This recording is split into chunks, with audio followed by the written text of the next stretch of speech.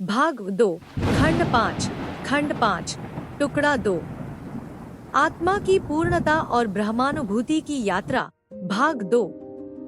भाइयों और बहनों, साधना प्रेमियों, पिछले खंड में हमने आत्मज्ञान की प्रारंभिक अवस्था, मन की शुद्धि, प्रकाश के प्रथम दर्शन और अनाहत नाद की अनुभूति तक की यात्रा को समझा।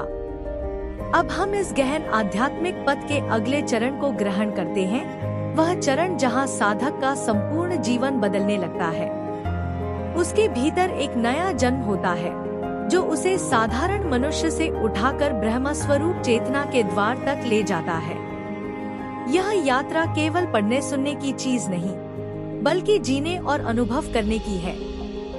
सभी महान संतों ने यही कहा है कि आत्मज्ञान कोई कल्पना नहीं, यह सीधा अनुभव है जो साधक को अंदर से बदल देता है। 1. मन का लय, साधक का वास्तविक रूपांतरण। साधना का अगला बड़ा चरण है मन का लय।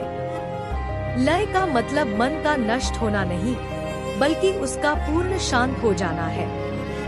वेद कहते हैं, मन एव कारणं, मन ही कारण है बंधन का और मुक्ति का। जब मन शांत नहीं होता, साधना सतह पर रहती है, लेकिन जब मन शांत होने लगता है तो साधक भीतर वह प्रकाश, वह अनंत चेतना, वह ब्रह्मरस अनुभव करने लगता है जिसके लिए ऋषि मुनियों ने अपना जीवन लगा दिया।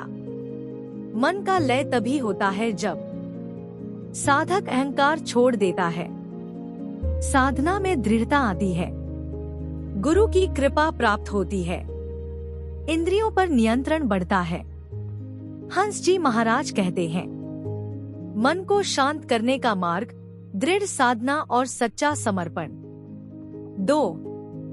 प्रकाश और नाद का एकत्व, चेतना का विस्तार।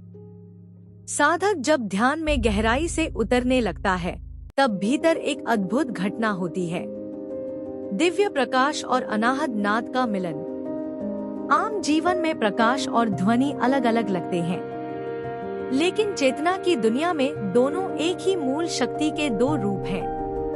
उपनिषद कहते हैं, नाद ब्रह्म, यह सृष्टि ध्वनि से बनी है, और ज्योति रूपम, इसका आधार प्रकाश है। जब साधक इस एकत्व को अनुभव करता है, तब उसका अंतर्मन इतने आनंद से भर जाता है कि शब्द उस अनुभव को व्यक्त नहीं कर सकते।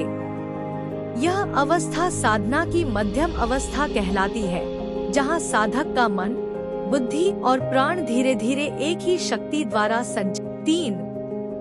साक्षी भाव की स्थिरता, साधक जगता है।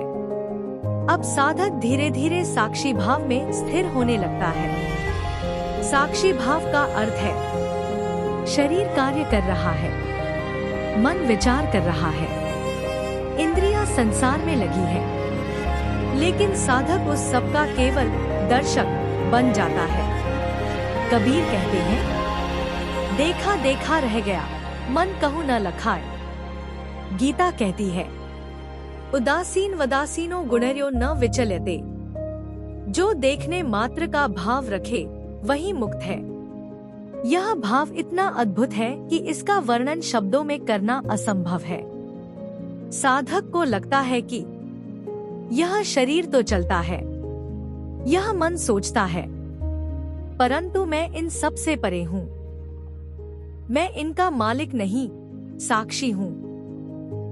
यहीं से साधक वास्तविक रूप से आत्मा के अस्तित्व को महसूस करना शुरू करता है। 4. साधक और गुरु का संबंध गहराता है। इस अवस्था में गुरु का महत्व कई गुना बढ़ जाता है।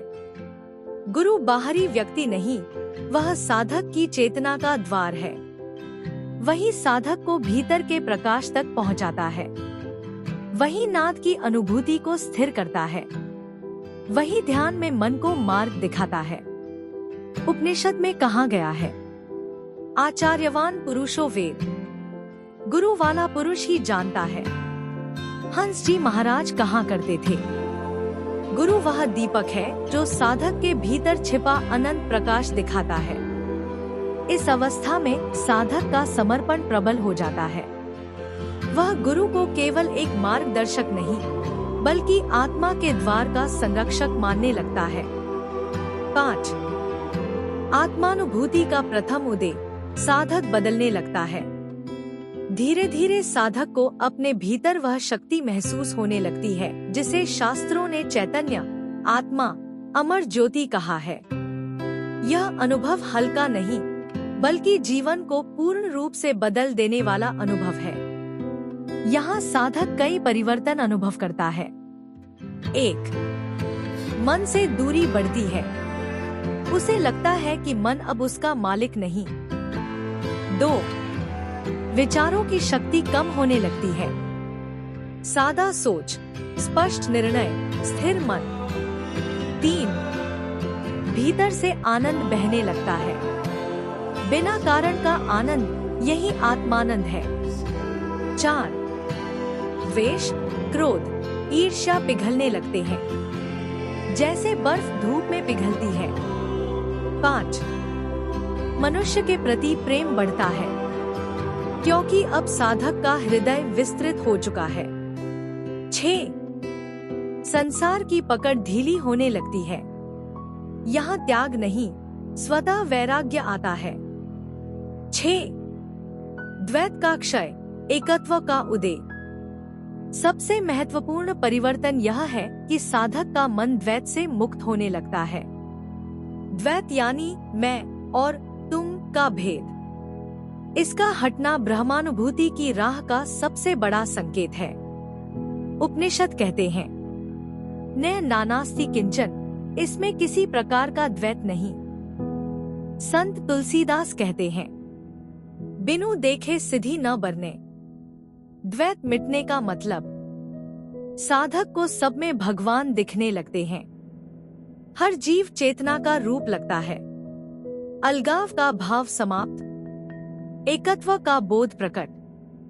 यही वह बिंदु है जहां साधक ब्रह्मा की वास्तविक प्रारंभिक अनुभूति करता है। 7. साधक का जीवन सहज और स्थिर होने लगता है। इस अवस्था में साधक कई अद्भुत चीजें महसूस करता है। उसकी वाणी मधुर हो जाती है, कड़वाहट स्वभाव से अपने आप निकल जाती है, हृदय में करुणा स्थायी हो जाती है, मन में गहरी शांति बनी रहती है, जीवन में सहजता आ जाती है।